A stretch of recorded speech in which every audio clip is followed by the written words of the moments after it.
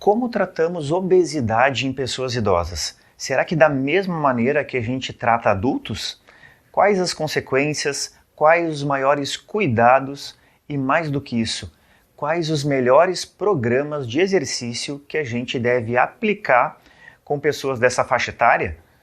Tudo bem? Eu sou o Guilherme, faço parte da equipe da Ativa Clube e estou começando mais um episódio do nosso programa Ativa 10K.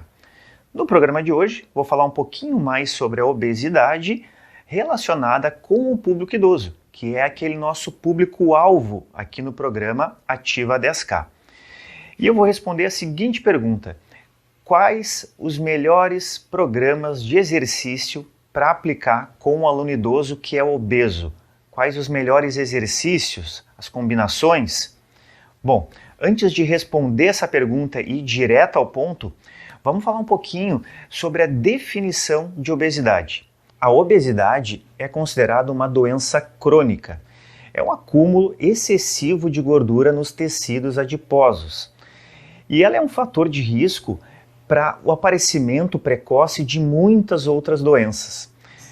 Vale lembrar também sobre a definição de sobrepeso, que é um pouquinho diferente da obesidade. Enquanto a obesidade é considerada sim uma doença crônica, o sobrepeso ainda não é. O sobrepeso é um aumento do peso corporal acima daquele valor que é considerado como normal. Então ele já é também já tem um certo fator de risco para doenças futuras, mas ele não chega ainda a ser classificado como uma doença crônica. Bom, por que a gente deve entender, por que a gente deve estudar mais a questão da obesidade, principalmente com as pessoas idosas? Para responder essa pergunta, eu vou lembrar vocês de alguns fatores, né, que decorrem do processo de envelhecimento. Por exemplo, a gente sabe que com o passar dos anos, a gente vai perdendo muita massa muscular. A gente tem também uma diminuição no líquido corporal, a gente tem uma desaceleração do metabolismo e, em consequência disso, um acúmulo ali de tecido adiposo. Bom, só aqui a gente tem os fatores que favorecem a questão da obesidade. Se a gente for somar, então, com todas aquelas outras variáveis que a gente conhece, como o sedentarismo, os hábitos não saudáveis, né, de vida, vocês vão perceber que os idosos têm uma possibilidade muito grande de acúmulo de gordura, que vai resultar ou em sobrepeso corporal ou na própria obesidade. Bom, além desses fatores, uma outra situação que é muito importante para a gente entender um pouco mais sobre a obesidade em pessoas idosas é a questão da prevalência. Tem um estudo de 2019, na verdade é uma pesquisa encomendada pelo Ministério da Saúde aqui no Brasil, onde eles fazem um levantamento do número de pessoas idosas com sobrepeso e com obesidade. Tá? É feita até uma comparação do ano de 2006 ao ano de 2019. E nesse estudo, como é que foi feito? Eles ligaram para milhares de pessoas no país e questionaram elas sobre o peso e sobre a estatura. E foi feito um cálculo com base no IMC. Bom, a relação que a gente tem do ano de 2006 ao ano de 2019 é um aumento significativo tanto no sobrepeso quanto na obesidade. Só para vocês terem uma ideia, a questão de sobrepeso ela aumentou de 53% para 61,4% em pessoas acima de 60 anos. Sobrepeso, tá, gente?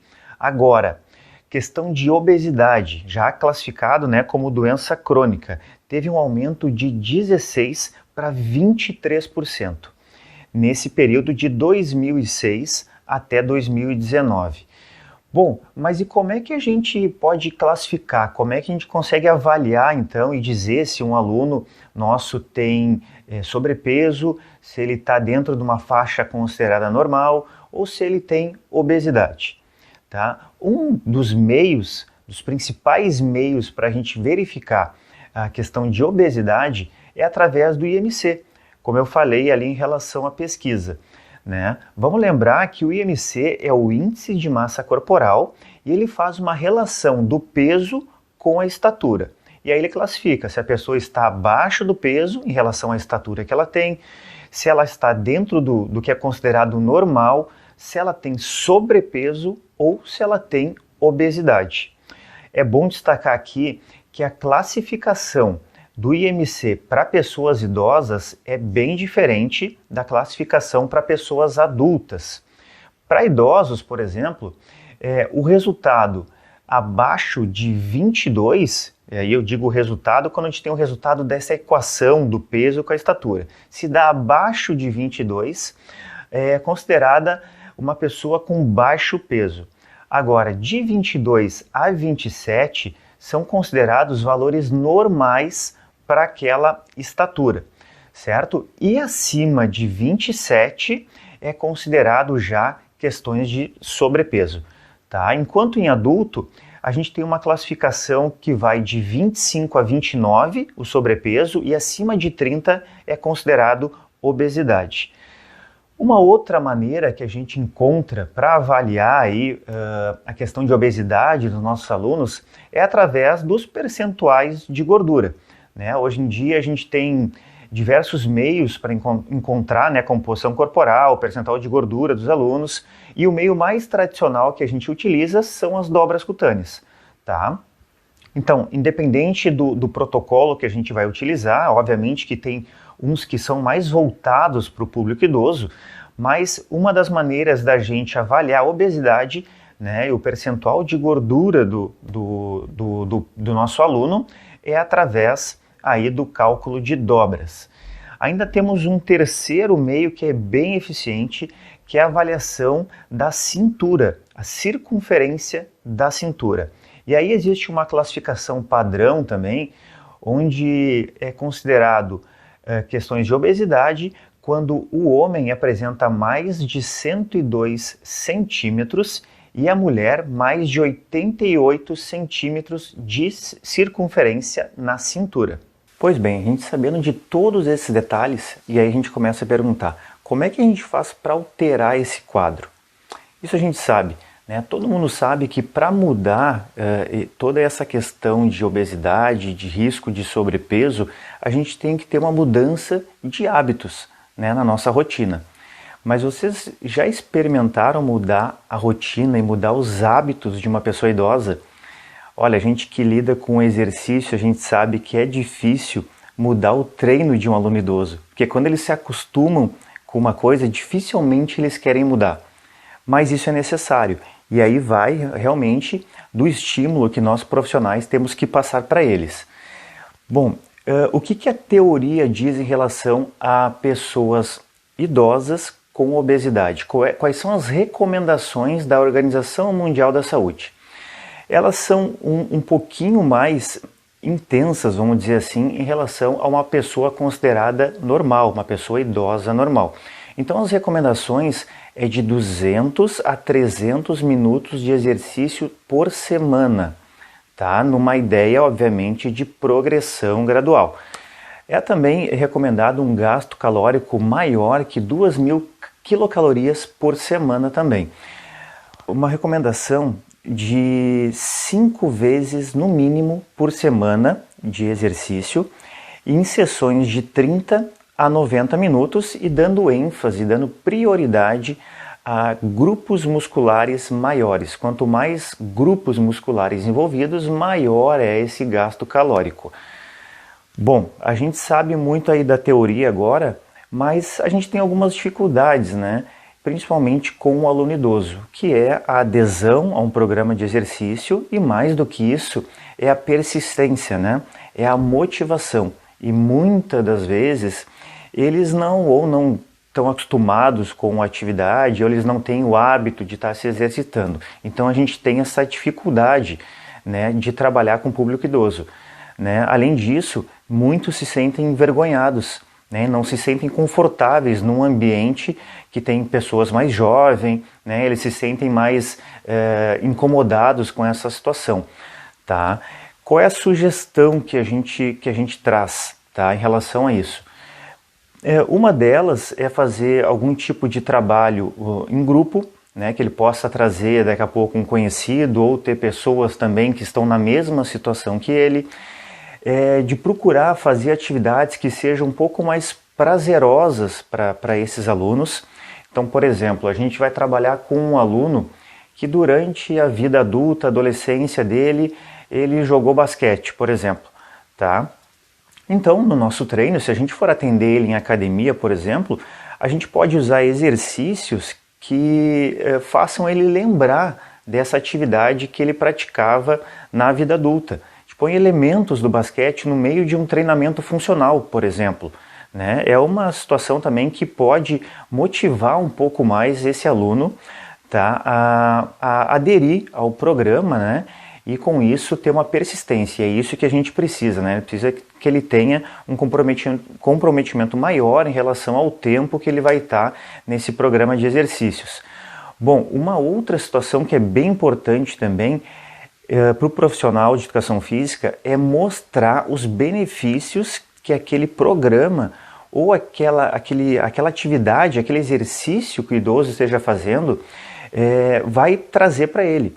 Né? Então a gente já falou muito disso em alguns outros programas, alguns outros conteúdos que a gente já teve aqui no programa, falando dessa importância de estar externando, né, tudo que a gente faz com o aluno, os resultados que ele tem, né, a progressão que esse aluno também adquire ao longo do tempo. Isso vai valorizar o nosso trabalho e o aluno também vai se sentir mais motivado, vai se sentir mais seguro com esse atendimento que a gente está prestando. Vamos lembrar que a obesidade para pessoas idosas está mais relacionada com a saúde do que a questão estética, que não acontece, por exemplo, com o público adulto, né? Que foca muito mais na questão da estética, mas a gente está lidando muito com a saúde, né? E com aí indo contra o aparecimento precoce de outras doenças crônicas que podem ainda complicar mais a situação desse aluno. E é importante a gente não alertar, simplesmente não externar somente a questão dos resultados do nosso programa de treinamento, né? Mas da própria mudança de hábitos que esse aluno deve ter. Então a gente deve estimular ele realmente a mudar alguns hábitos da vida dele, como fazer mais atividades físicas, né? Ou seja, um exemplo, ao invés dele ir de carro até o supermercado, se o mercado não for tão longe, ele já começa a ir a pé, ou ele começa a vai no estacionamento, deixa o carro um pouquinho mais longe para poder acessar e caminhar um pouquinho mais até a chegada do mercado, ele utilizar mais escadas ao invés de elevador, enfim, todas essas situações aí que colaboram com o gasto calórico dele. Questões de dieta também, né, dieta balanceada. Vamos lembrar assim, ó, que com o processo de envelhecimento, como eu falei antes, ele traz algumas consequências, né? E tem 3 consequências que são bem graves para o aluno idoso. Primeiro, que eu já comentei aqui, é a possibilidade, né, de um aparecimento precoce de outras doenças crônicas, além da obesidade, que já é classificada como uma doença crônica. Uma segunda característica, um segundo fator que acaba acontecendo é uma disfunção funcional. Né? Então, o idoso, com o tempo, com o processo de envelhecimento e todas essas questões, esses déficits que ocorrem com ele acaba sendo prejudicado em relação à sua autonomia, né? Começa a ter dificuldade na execução das suas atividades diárias, e isso vai trazer aí uma terceira consequência, que a gente considera super importante também, que é a questão psicológica, que começa a ser abalada. Ou seja, se a pessoa não consegue mais realizar as atividades que ela já fez por muito tempo na sua vida, ela vai começar também a não querer frequentar mais lugares que ela gostaria, né, que ela costumava frequentar, né? Então ela vai se isolando do meio social, o que vai causando também um processo de depressão. Tá? Então por isso que é super importante nós, como profissionais da saúde, tá demonstrando, né, todo esse quadro aí de mudança de hábitos, a importância da mudança de hábitos para o nosso aluno. Gente, diante de tudo isso, aí a gente vai entrar na prescrição do exercício. Eu já falei o que a Organização Mundial da Saúde recomenda em relação à atividade física, né? Mas a gente recebendo esse aluno na academia, quais os melhores exercícios, qual o melhor programa de exercícios para a gente aplicar nesse aluno idoso? Existe a parte do aeróbia, né, do exercício aeróbio, e também o exercício resistido. O que será que é o ideal para a gente trabalhar com o aluno idoso? Antes disso, antes de responder essa pergunta, eu vou lembrar para vocês também de uma característica do público idoso, né, relacionada à obesidade. O aluno com o avançada idade, a pessoa com avançada idade, ela tem uma característica de até certa idade, ter uma diferença pequena de homens e mulheres, mas em torno de 60 a 65 anos, está aumentando o seu peso corporal. Chega um momento que ela vai começar a fazer o contrário, ela vai começar a diminuir o peso corporal. Mas mesmo assim, ela continua acumulando mais gordura nos seus tecidos adiposos. Então, por que acontece aí uma diminuição do seu peso corporal? Porque existe também uma diminuição muito grande da sua massa muscular. Estamos falando de pessoas sedentárias, tá? Então, o idoso que é sedentário, ele tem uma diminuição tão grande na sua massa muscular que mesmo que ele aumente o seu percentual de gordura e a gordura nos tecidos adiposos, mesmo com tudo isso, há uma diminuição do seu peso corporal.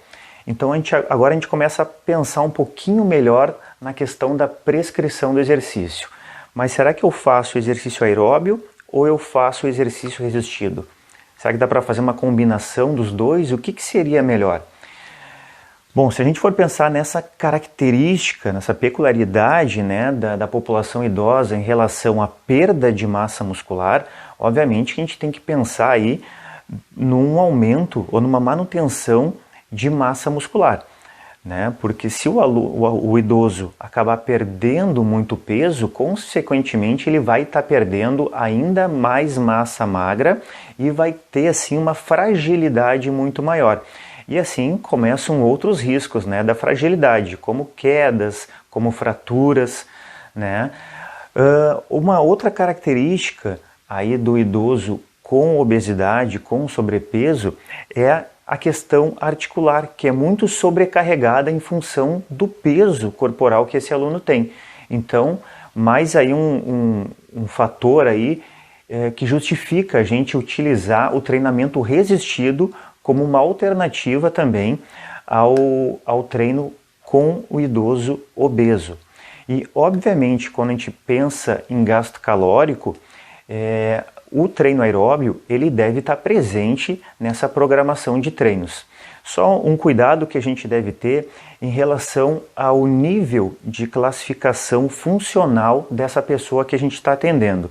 Porque se é uma pessoa mais fragilizada, possivelmente ela não tenha nem força inicial para sustentar um trabalho aeróbio, numa esteira, por exemplo, ou uma caminhada na rua mais intensa.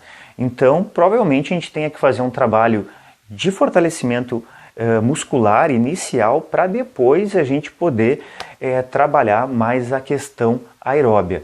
Mas então, o que se tira de tudo isso, que é importante realmente a gente fazer um trabalho combinado, né? Onde a gente tenha trabalho aeróbio e trabalho resistido ao mesmo tempo. Uma coisa que se fala, né, quando a gente pensa em trabalho de emagrecimento, de gasto calórico, logo a gente pensa numa intensidade de treino mais alto, né?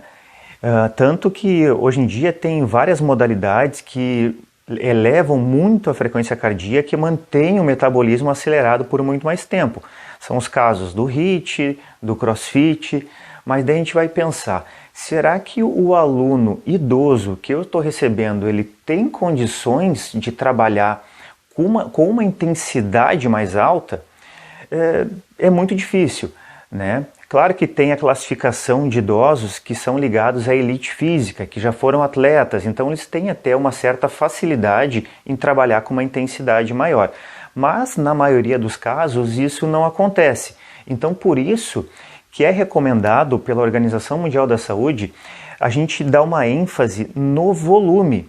Tanto que quando eu falei para vocês que a Organização Mundial da Saúde recomenda de 200 a 300 minutos de exercício por semana, já temos aí uma ideia de que a gente tem que priorizar a questão do volume em relação à intensidade. Aí sim a gente consegue ter um gasto calórico maior em função do volume que está sendo aplicado nesse programa de treinamento. Então, gente, só retomando, vamos analisar o que realmente é importante para nós profissionais de educação física, tá? Primeiro, importante que a gente faça uma avaliação inicial do nosso aluno para saber a classificação funcional dele e as condições atuais desse aluno, para saber como é que eu vou iniciar um programa de exercício com ele.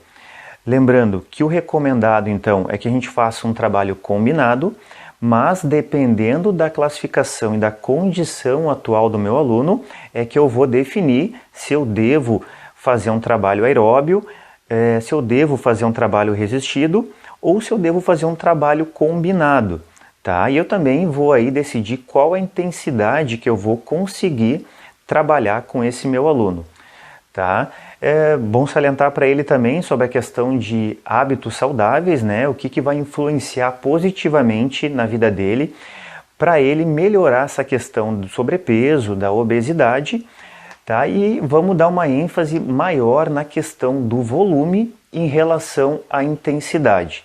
Obviamente, estamos falando de uma pessoa aqui sem nenhuma outra restrição. Se o aluno tiver outra particularidade, obviamente que a gente vai levar em conta na hora de prescrever o nosso treinamento.